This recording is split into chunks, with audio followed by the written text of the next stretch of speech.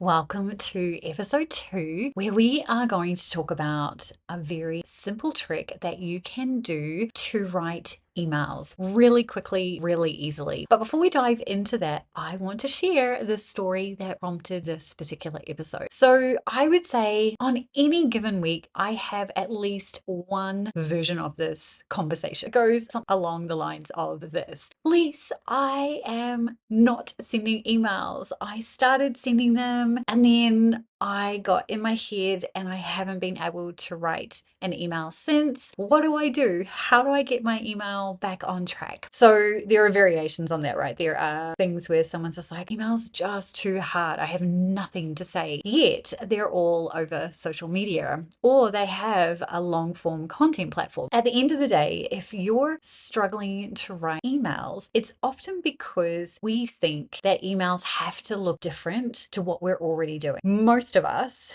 in fact, 100% of us, I can't imagine that there wouldn't be this case. And if you are that case, comment below because I want to know. But I would say 100% of us doing some type of content, whether it's video content, audio content, or written content somewhere. Did you know that you could repurpose that content? So I want to talk you through the exercise that I gave to this particular member whose, message to me on Voxer Day was, Lise, I've literally ghosted my email list. I haven't written to them in over 30 days. I know that that's bad. What can I do to get them back on track? So that's what we're going to talk about in this episode. Now, for those of you who know me, you know how much I love to repurpose. I am not about reinventing the wheel. As a manifesting generator, I have zero time for trying to do things from scratch. I want the fastest path to everything. Now, most of the time that works for me. Sometimes it kind of bites me on the butt, but hey, that's how I'm designed. And I'm just going to continue to do the things that are easy and fun for me. But back to what I told this member to do. So this member is someone who is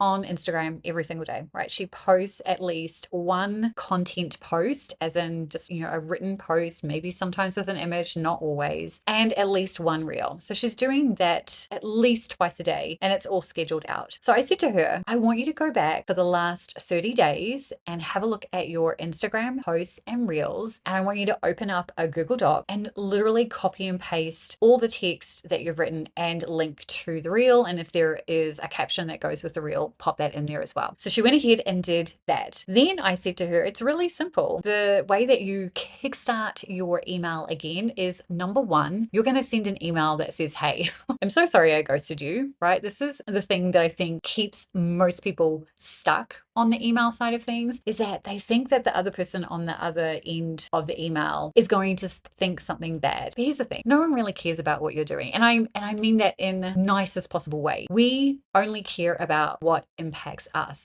And if you not emailing them doesn't impact them, then they probably aren't even aware that you haven't emailed them. So you kind of have to reset expectations and just be like, okay, I'm just going to start fresh, but I'm going to be upfront and transparent with why I haven't messaged them, right? People love hearing from other people, right? We love hearing what people have been up to. And so if you send an email that basically said, hey, I'm so sorry that I ghosted you, and you might not even know that I did that, but I did, and I am sorry, and here's what's going to be different, and here's what you can expect, and here's what I've been up to, right? Something along those lines. Email is where you get to absolutely be you, right? Be you, be your personality. You do not need to do anything different than what you're already doing on social media. I think that's the thing that my member quickly realized after taking all of that content that she had done over the last 30 days and literally copying and pasting that into her email platform. So here is one thing that you can do today if you are this very person. Actually, it's going to be two things. The first thing that you're going to do is you're going to send an email out to your email list and you're just going to have a subject line that says, hey, I'm going to keep it really simple. Then in that email, we're going to keep it really short and sweet. We're going to say, hey, Lise, just wanted to let you know that I'm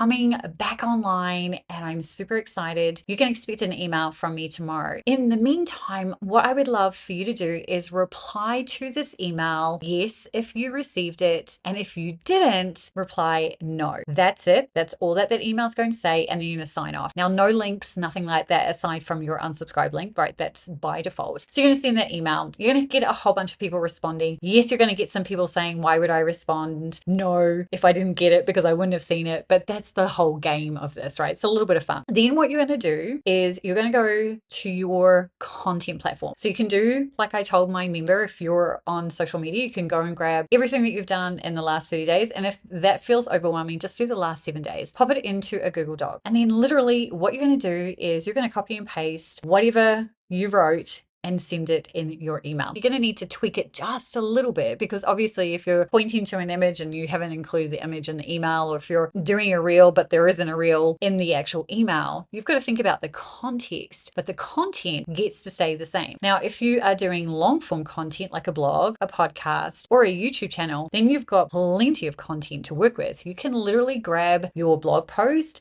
throw it into your favorite tool of choice and get it to spit out a newsletter content for you or an email content for you. Same deal with your podcast and YouTube transcripts. Take those, put them into your favorite AI tool and get it to craft a newsletter for you. If you are going to use your long form content though, bonus tip, make sure that you point it back to your actual piece of content. You have the option to fully, particularly if it's a blog post, to fully rewrite and repurpose the entire blog post into your email. But it will work better for you if you actually get people intrigued to go and read the blog post on your actual blog and to go and watch the video, to go and listen to the podcast, because then we've got more eyeballs on our actual pieces of content that will then funnel people into your discoverable content ecosystem. We'll talk about that in another episode. But your job right now is to send the hey email, and then secondly, take the content that you've already written